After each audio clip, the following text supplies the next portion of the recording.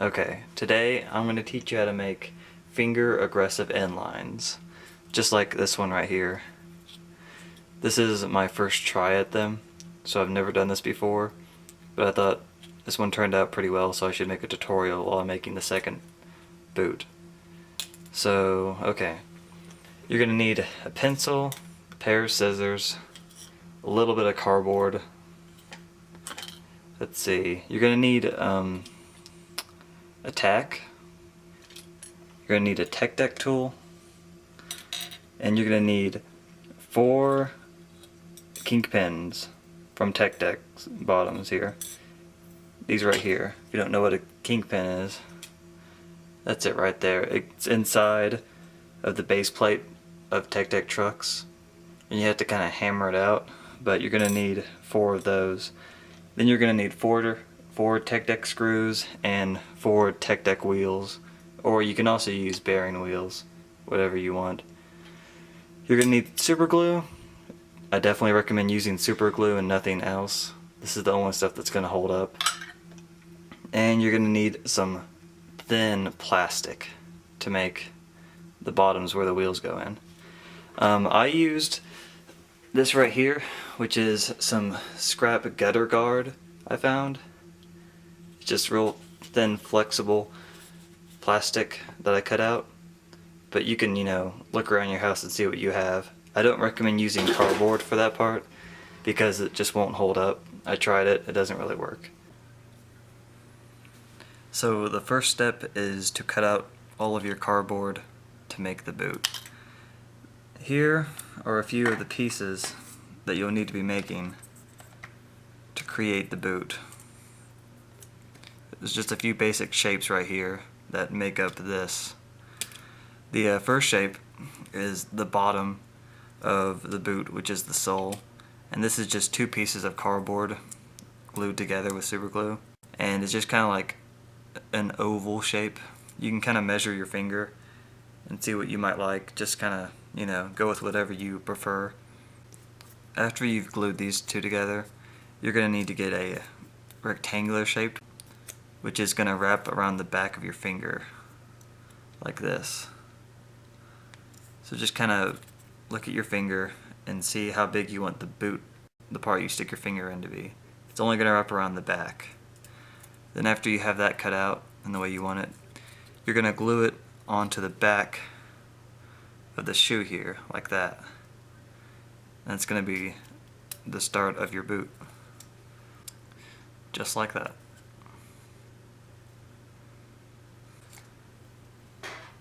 So the next piece you're going to want to cut out is a really long piece like this with a slanted cut off edge right here, and this is going to make the side of the boot. And you're just going to wrap it around. I can't really show this to you. Like that. Let me see.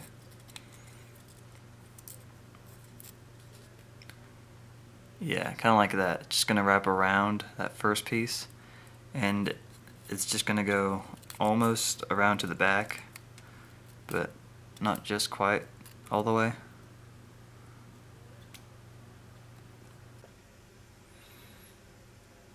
So after you're done gluing that one like that, you want to do the same thing on the other side. So then you have that right there, which is both of them. And they don't have to touch in the back, but they can if you want. I left them where they didn't touch, just like my other shoe. The next piece you're going to want to cut out is a little rectangle like this, a little long piece, and it's just going to be glued in just like this one right here.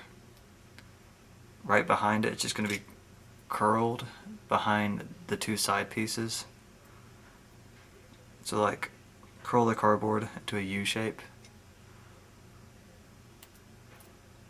like that, and then just glue it down in there. And also, you can take some foam grip or something like that, and you can put some in the back of this right here to make your finger fit more snug. But that's just what I did. That's my preference.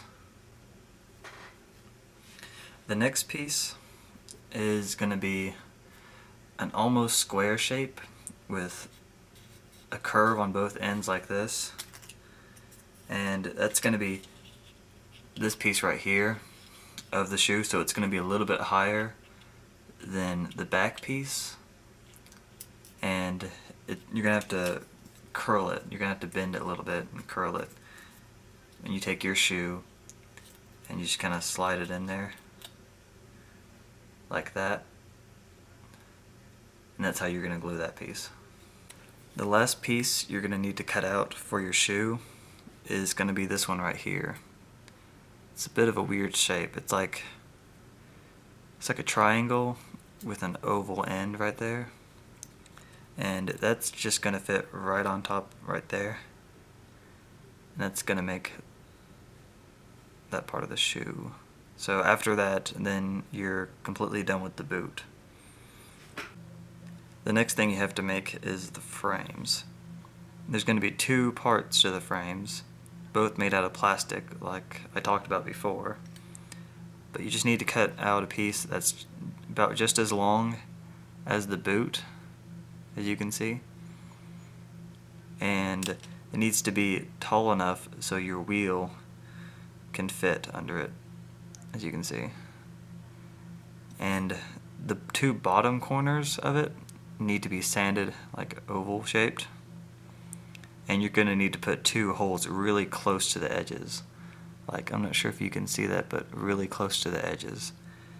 And the way I made the holes, I took this pin here and I just kind of shoved it through carefully, and then afterwards I took a tech deck tool and I kind of drilled it out even deeper. And just be sure that your kink pin fits in there nicely. It's okay if it fits in there snug, but just be sure that it fits in there, just like that. And you need to do that twice, so then you have both sides, just like that. After you've made the plastic frames, just take two of the kink pins and shove them through one side of the holes, and then after that put your wheels in on top of that, and then come back and put this on top of that, just like that, and then take your tech deck bolts here, and just tighten them on there and be sure they're loose enough where they will roll. So once you're done with the frame, now it's time to glue it onto the boot. This is going to be the hardest part of this tutorial, because you have to get it just perfect right in the middle. So what you're going to do is you're going to first look at it and be sure you got it lined up like this. Then you're going to take your super glue, put it on there, and carefully place it right on top. Be sure the frames are even and flat on the bottom, and then let it dry for a good long time before you touch it again. Once that's done drying, then you're pretty much done. You could add more detail to the blades if you wanted, or you could add straps if you want. I'm not going to, but you could. And just repeat that process for the other blade. They should look just the same. And there you go. That's how to make your own finger aggressive inlines. Hope this tutorial helped. I will not be selling these, and I will not be giving these away or anything like that, so don't even ask, okay? If you want them, just go ahead and make them. They aren't that hard to make.